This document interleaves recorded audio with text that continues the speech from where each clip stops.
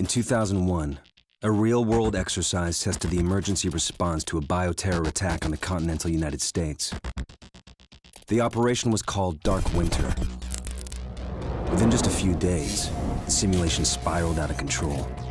The operation predicted a rapid breakdown in essential institutions, civil disorder, and massive civilian casualties.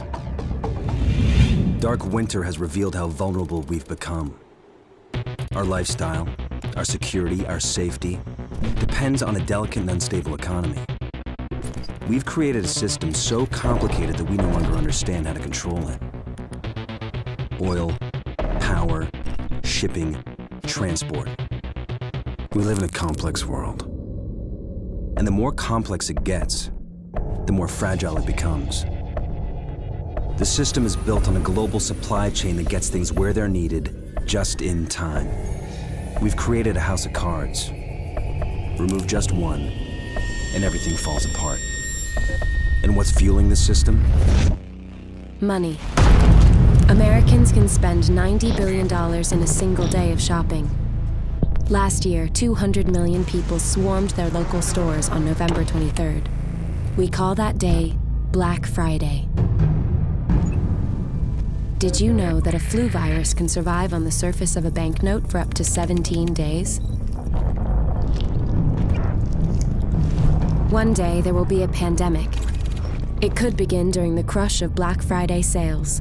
A pathogen will jump from tainted banknotes to human skin, onto food, toys, children, and loved ones. By the time patient zero feels the first sore throat, millions of people will already be infected.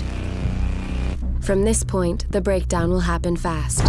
Day 1, hospitals will reach capacity. Panic will strike.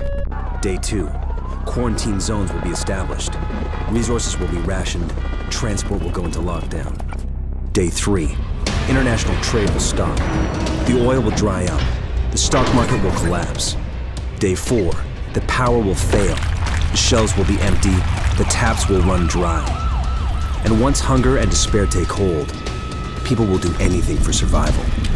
By day 5, everyone will be a potential threat. In 2007, a new presidential directive was signed quietly into law. This maps out the government's response to a crisis, a plan to cope with a real dark winter.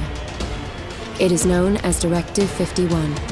There are rumors of shadow agencies, sleeper cells, covert agents, but nothing can be confirmed.